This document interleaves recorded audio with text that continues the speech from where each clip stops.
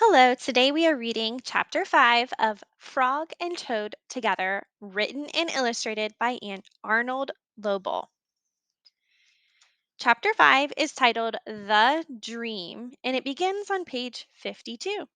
Grab your book and follow along with me, starting on page 52. The Dream. Toad was asleep, and he was having a dream. He was on a stage, and he was wearing a costume. Toad looked out into the dark. Frog was sitting in the theater. A strange voice from far away said, "Presenting the greatest toad in all the world." Toad took a deep bow. Frog looked smaller as he shouted, "Hooray for Toad!" "Toad will now play the piano very well," said the strange voice. Toad played the piano, and he did not miss a note. "Frog!" cried Toad, "can you play the piano like this?" "No," said Frog. It seemed to Toad that Frog looked even smaller. "Toad will now walk on a high wire, and he will not fall down," said the voice. Toad walked on the high wire. "Frog!" cried Toad, "can you do tricks like this?" "No," peeped Frog, who looked very, very small.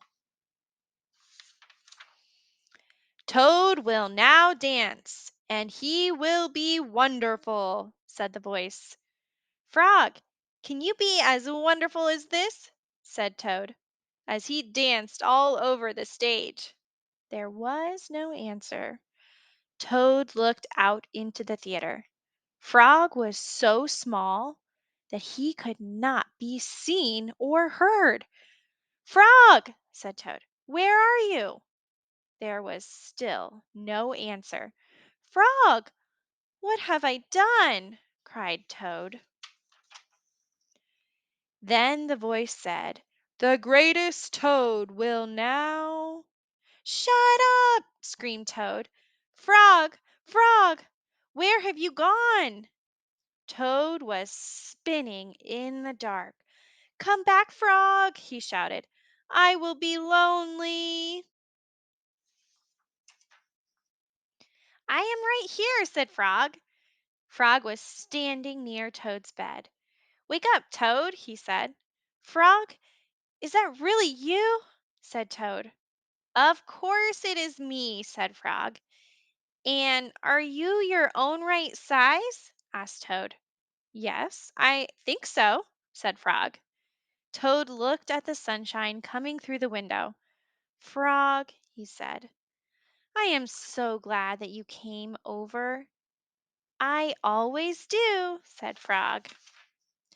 Then Frog and Toad ate a big breakfast, and after that they spent a fine, long day together.